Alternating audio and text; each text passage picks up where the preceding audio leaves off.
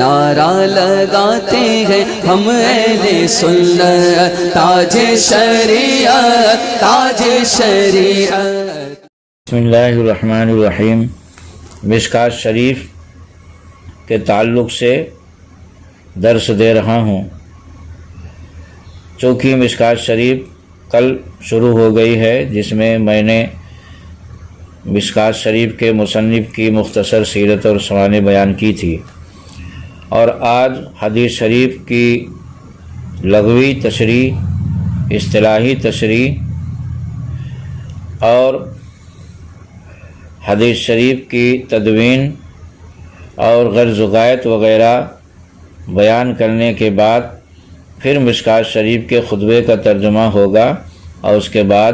باب الایمان سے حدیث شریف کا درس چالو ہوگا۔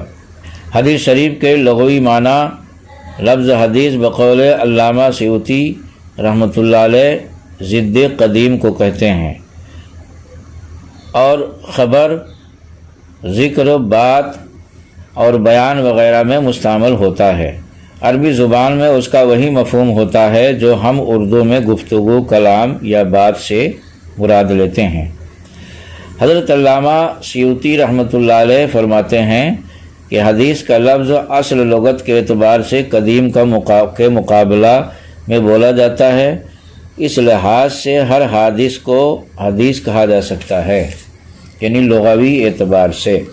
اگرچہ ایک صفت مشبہ ہے اور دوسرا فاعل۔ دونوں کا فرق ظاہر ہے، لیکن عرف عام میں اس کو مطلق خبر کے معنی میں استعمال کیا جاتا ہے، اس لیے کہ حدیث کا لفظ بھی حدوث پر دلالت کرتا ہے، اور خبر بھی یک بیک صادر نہیں ہوتی، بلکہ یکے بعد دیگرے صادر ہوتی ہے۔ حدیث شریف کے اصطلاحی معنی، یعنی حدیث شریف کی اصطلاحی تعریف یہ ہے کہ اصطلاح میں حدیث نبی کریم صلی اللہ علیہ وسلم کے اقوال و افعال کو کہتے ہیں، اور افعال میں آپ کی تقریرات یعنی وہ واقعات بھی داخل ہیں جو آپ کے سامنے پیش آئے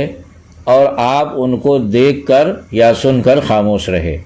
اس کو تقریر کہتے ہیں حدیث کی زبان میں، کہ ان کو بھی جزء دین تصور کیا جاتا ہے، اس واسطے کہ اگر وہ امور منشأ دین کے منافی ہوتے تو یقیناً آپ ان کی اصلاح کرتے یا منع فرما دیتے۔ اسی طرح افعال میں آپ کے اختیاری احوال بھی داخل ہیں، البتہ غیر اختیاری احوال، حلیہ وغیرہ اس میں داخل نہیں، کیونکہ ہم سے ان کا کوئی حکم متعلق نہیں اور ہم ان کے مکلف نہیں۔ مگر یہ تعریف یاد رہے کہ یہ تعریف علماء اصول فقہ کے نزدیک ہے جو بیان کی گئی۔ محدثین کی اصطلاح میں حدیث کے تحت ہر وہ چیز داخل ہے جو نبی کریم صلی اللہ علیہ وسلم کی طرف منسوب ہو، اقوال و افعال اور احوال ہوں یا تقریرات و صفات، بلکہ بعض حضرات نے صحابہ و تابعین کے اقوال و افعال کو بھی حدیث میں داخل مانا ہے، جیسا کہ فتح الباقی فی شرح الفیہ العراقی اور مقدمہ مشکوٰۃ میں شیخ عبدالحق محدث دہلوی رحمۃ اللہ علیہ وغیرہ نے ذکر فرمایا۔ حدیث، خبر اور سنت اور اثر، ان چاروں میں کچھ فرق ہے یا نہیں ہے؟ تو اس کی تفصیل یہ ہے کہ حدیث اس کو کہتے ہیں جو نبی کریم صلی اللہ علیہ وسلم کی طرف منسوب ہو، لہذا بوقت اطلاق اس سے مراد صرف مرفوع حدیث ہوگی، یعنی جب مطلقاً حدیث بولا جائے تو اس سے حضور صلی اللہ علیہ وسلم کا قول و فعل یا تقریر مراد ہوگا، نہ کہ موقوف، یعنی صحابہ کا قول و فعل اور تقریر اس سے مراد نہیں لیں گے، کیونکہ مرفوع اس حدیث کو کہتے ہیں جو حضور صلی اللہ علیہ وسلم کا قول و فعل و تقریر ہو، اور موقوف صحابہ کے قول و فعل اور تقریر کو کہتے ہیں۔ تو مرفوع اور موقوف دونوں پر خبر کا اطلاق ہوتا ہے، نہ کہ حدیث کا۔ بس حدیث اور خبر کے درمیان عموم و خصوص مطلق کی نسبت ہوئی، یعنی ہر حدیث خبر ہے، لیکن ہر خبر کا حدیث ہونا ضروری نہیں۔ ایک مادہ افتراق کا اور ایک مادہ اجتماع کا۔ مگر بعض علماء نے حدیث کا اطلاق بھی مرفوع موقوف ہر دو پر کیا ہے، پس ان کے یہاں یہ دونوں مترادف اور ہم معنی ہیں۔ ایک قول یہ بھی ہے کہ جو حضرت صلی اللہ علیہ وسلم سے مروی ہو وہ حدیث ہے، اور جو غیر سے مروی ہو وہ خبر ہے۔ اسی لیے مورخ و قصہ گو کو اخباری کہتے ہیں اور خادم سنت کو محدث کہا جاتا ہے۔ اس تفریق پر حدیث و خبر کے درمیان مباینت ہوگی۔ اثر کا اب اثر کسے کہتے ہیں؟ کیونکہ حدیث شریف اور اصول حدیث میں اثر کا لفظ بھی بکثرت بولا جاتا ہے، تو اثر کا معنی کیا ہے؟ تو اس کو بھی جاننا آپ حضرات کے لیے ضروری ہے کہ اثر کا اطلاق بھی مرفوع موقوف دونوں پر ہوتا ہے،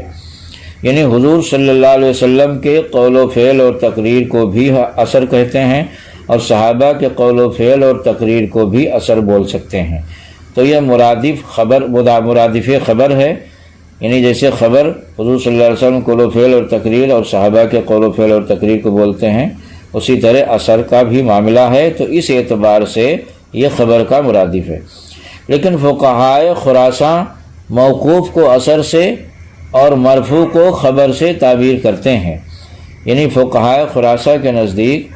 حضور صلی اللہ علیہ وسلم کے قول و فعل اور تقریر کو حدیث کہتے ہیں اور خبر، اور صحابہ کے قول و فعل اور تقریر کو اثر کہتے ہیں وہ لوگ، ان کی اپنی اصطلاح مخصوص۔ ایک قول یہ بھی ہے کہ مرفوع و موقوف کو حدیث کہتے ہیں اور مقطوع کو اثر، اور کبھی کبھی مرفوع کو بھی اثر کہہ دیتے ہیں۔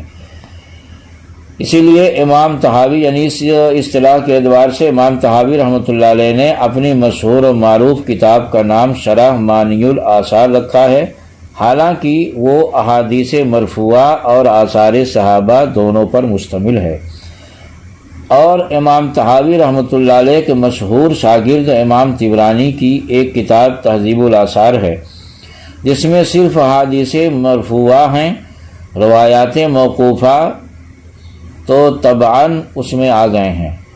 مستقل طریقے سے حدیث مرفوعہ ہی لیا ہے اور اس کا نام آثار رکھا ہے، جس سے معلوم ہوا کہ حدیث مرفوعہ کو بھی اثر بول سکتے ہیں۔ رہا لفظ سنت، سو یہ اکثر علماء اصول کے نزدیک مرادف حدیث ہے۔ علامہ زرقانی رحمۃ اللہ علیہ نے شرح بیقونیہ میں اور شیخ عز الدین ابن جماعہ نے علم حدیث کی تعریف یوں کی ہے کہ ان علم الحدیث علم بقوانین ای قواعد یعرف بها احوال السند والمتن من صحت و حسن، کہ علم حدیث ایسے قوانین و قواعد کا جاننا ہے جس سے سند و متن کے احوال صحت و حسن کے اعتبار سے معلوم ہو۔ مگر یہ تعریف اصول حدیث کی ہے، نہ کہ علم حدیث کی۔ اسی طرح علامہ سیوطی نے جو الفیہ میں تعریف کرتے ہوئے کہا ہے، یہ بھی اصول حدیث کی ہے، نہ کہ علم حدیث کی۔ علم حدیث کی تعریف وہ ہے جو علامہ عینی اور شیخ کرمانی نے شرح بخاری میں کی ہے، یعنی علم حدیث وہ علم ہے جس سے حضور صلی اللہ علیہ وسلم کے اقوال طیبہ، افعال مبارکہ، احوال حسنہ معلوم ہو۔ علامہ جزائری فرماتے ہیں کہ پھر محدثین نے علم حدیث کی دو قسمیں کی ہیں، علم روایت حدیث اور علم درایت حدیث۔ علامہ ابن عقفانی نے ارشاد المقاصد میں لکھا ہے کہ علم روایت حدیث وہ علم ہے جس سے بسماع متصل اور ضبط و تحریر کے ساتھ نبی کریم صلی اللہ تعالیٰ علیہ وسلم کے اقوال و افعال کا منقول ہونا معلوم ہو، اور علم درایت حدیث وہ علم ہے جس سے انواع و احکام روایت، شروط روات، اصناف مرویات اور ان کے معنی کا استخراج معلوم ہو۔